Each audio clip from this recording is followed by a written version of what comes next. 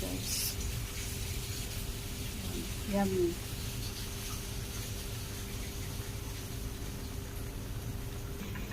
Ooh, sarap na guys. So, check na natin guys.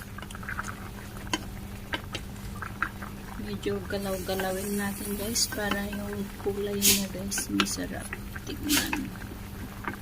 Ayan. Ayan.